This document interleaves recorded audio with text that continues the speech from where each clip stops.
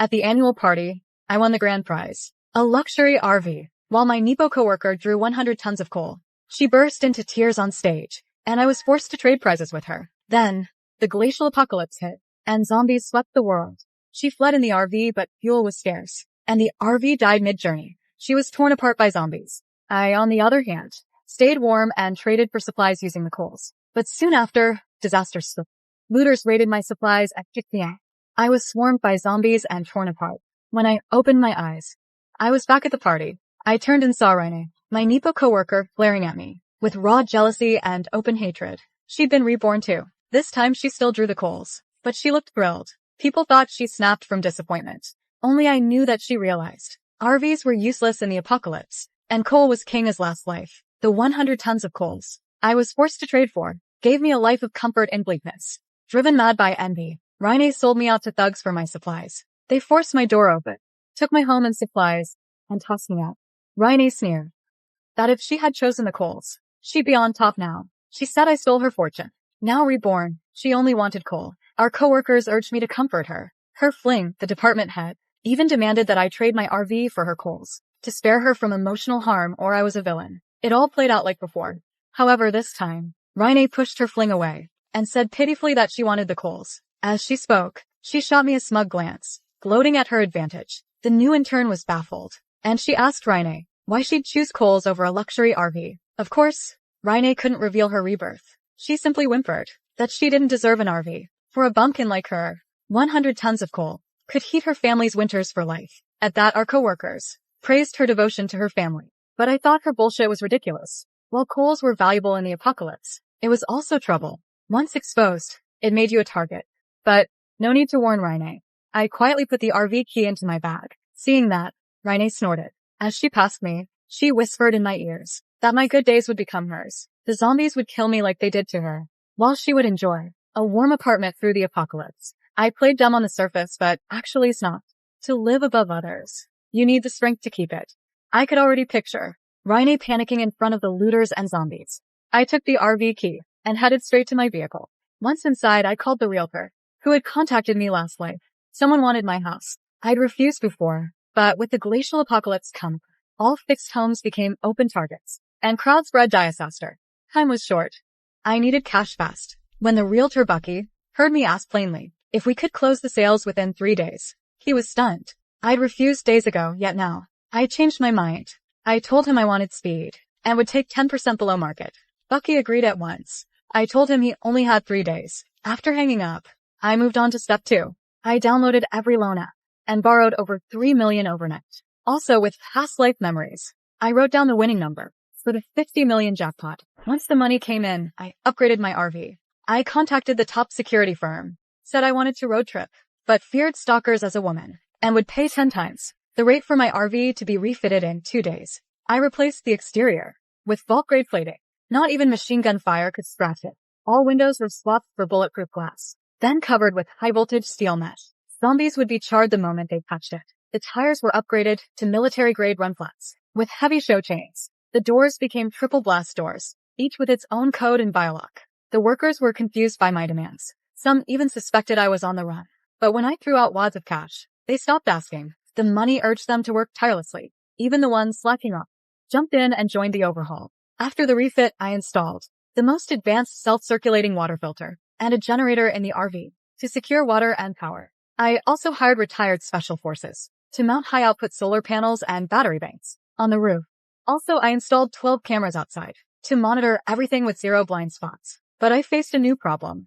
The RV was too small for my massive supply haul, especially fuel. Once it ran dry, the RV would turn into an icebox. I bit my finger trying to think and broke the skin without noticing. Suddenly, a chime rang inside my head. Congratulations on unlocking the RV system. Because I upgraded my RV, the system rewarded me with infinite storage.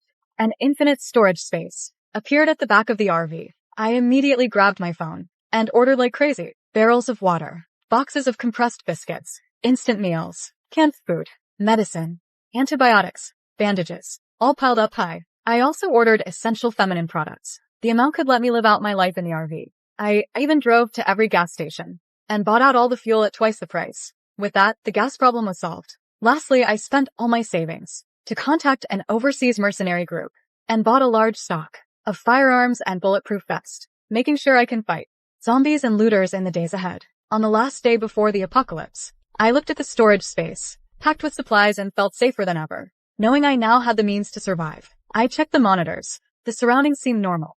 The streets were still busy, quiet and peaceful. When I was about to turn it off, I saw a man dressed in black in the distance, staring hard at my RV. Even from far away, I felt the malice and greed in his eyes. I tensed up at once. The apocalypse hadn't arrived, but the darkness in people had. I drove off at once, heading for the outskirts, unaware the real danger was closing in. It was 7 a.m. I woke in my RV shivering from the cold. I checked the thermometer, and the temperature inside had dropped to 15 degrees Fahrenheit. The extreme cold had arrived. I turned on the heater, and warm air rushed out. Outside the window, the city was buried in snow. I checked the cameras, but the blizzard left only a white blur. I know the snow wouldn't stop soon. Temperature dropping. A person outside would freeze to death in minutes. Just then, my phone started vibrating, sending red alerts, nonstop. An emergency broadcast ordered everyone to stay indoors. Weather Service issued its highest alert. Some regions had fallen to minus 255 degrees Fahrenheit, 4 times colder than Antarctica. Something even more shocking. Zombies had been sighted. People were told not to open their doors, but none of it concerned me. I was in the suburbs. No zombies. Not even people. I turned on the TV, grabbed a bag of chips, and watched the news. The city was in chaos. The cold snap barely began, yet many had frozen. At home after the power went out, I suddenly remembered. I was struggling at home same time last life, barely surviving with burning coal. But now, I sat in my upgraded RV, enjoying warm air at 75 degrees Fahrenheit, watching my favorite show. I even took time to sort my supplies by shelf life. Just then, my two-faced coworker began texting me nonstop. When I didn't reply, she called me on video. Outside was a frozen wasteland. Inside, zombie mutations could erupt any moment. But right then Rene was sitting in a mansion, wearing a camisole with full makeup, video calling me. She asked me if I was cold. I hugged myself, pretending to shiver. Delighted, she turned the camera to her plate and bragged about her comfortable life. I put my phone aside, entered the storage space, and picked out today's breakfast. Rene had no idea that the city would lose power in days. By then, people would lose reason, crime would skyrocket, and her precious coal would become everyone's target. Seeing I was unresponsive, Rene grew annoyed and hung up. Meanwhile, I discovered that my storage space could also keep food fresh. The produce and meat I stored before the apocalypse were still good as new. Excited, I cooked a steak.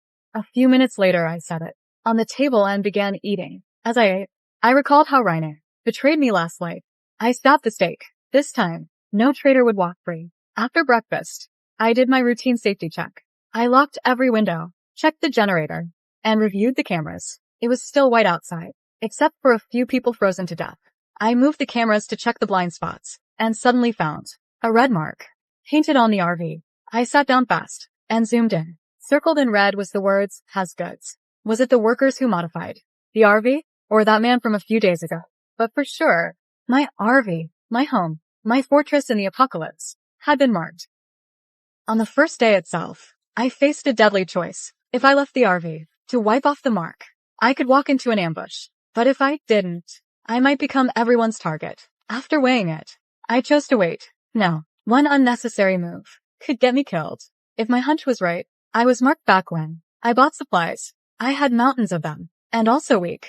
The perfect prey in the apocalypse. All I did was sleep and watch cameras. 5 days later, a car appeared. The man got out and approached my RV. He walked to the door and started wrapping it. He said he was the delivery guy from a few days ago, so I spent freely. He offered overpriced goods. I remained unmoved in the RV. His clumsy lie proved he wasn't smart. When I didn't respond, he grew violent. He pounded the door, then picked the lock. He even threatened to call the nearby gang, saying I'd lose my supplies and my life if I didn't open the door. Outside, he ran the door. Inside, I leisurely ate my warm ravioli. His terrible acting made me laugh.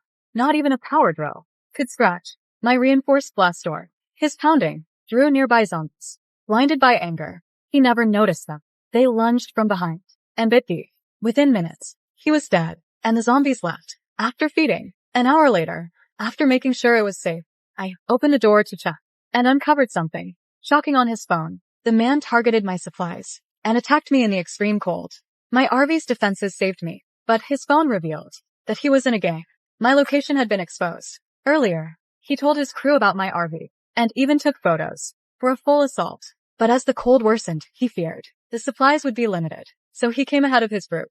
I quickly wiped off the mark, then chucked his phone far away. Once inside, I started pondering. My location was exposed. Staying here meant facing the gang. I had to leave now. So, I started the RV and drove deeper into the outskirts. But soon after, the RV stopped. The snow was too deep and it sank in. Panic rose instantly. Memories of last life, the ambush, the zombies. It all flashed in my mind. I quickly took a deep breath to calm down. I grabbed my phone and searched for ways to get an RV moving in deep snow. One solution was to modify the tires, but the extreme cold could lure in zombies. It was too risky. I searched more options, but rejected them all. I entered the storage space, looking at the weapons. I made up my mind. Even if the RV remained stuck, I was ready to fight the gang to the death. As frustration set in, my phone rang again. Another call from Rene. I was about to decline it when a familiar voice came through. Congratulations on surviving the crisis. A new function has been unlocked.